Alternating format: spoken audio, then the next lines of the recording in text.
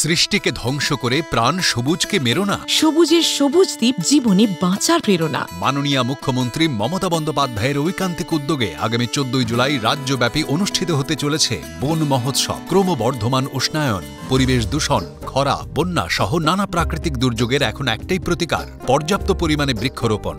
সেই লক্ষ্যে ইতিমধ্যে সুন্দরবন সন্নিহিত ৩টি উপকূলীয় জেলায় ২০ কোটি ম্যানগ্রোভ চারা রোপণ করা হয়েছে। বন্যপ্রাণ সংরক্ষণের জন্য ফ্রান্সের আর্থিক সহযোগিতায় জলবায়ু পরিবর্তনের পরিপ্রেক্ষিতে ৮০০ কোটি টাকার প্রকল্প রাজ্য সরকার মঞ্জুর করেছে।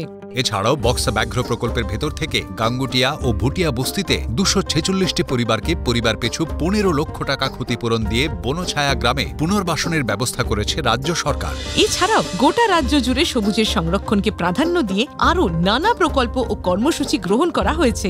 এর ফলে সবুজের পাশাপাশি বেড়েছে বন্যপ্রাণের সংখ্যাও। সবুজায়নের এই মহোৎসবে আপনিও শামিল হন। প্রকৃতিকে বাঁচিয়ে রাখতে যথাসম্ভব বৃক্ষরোপণ করুন। বিশদে জানতে বন দপ্তরের ওয়েবসাইট www.westbengalforest.gov.in দেখুন। গাছ বাঁচালে বাঁচবে প্রাণ, করব সবুজের অভিযান। পশ্চিমবঙ্গ সরকারের বন দপ্তর কর্তৃক জনস্বার্থে প্রচারিত।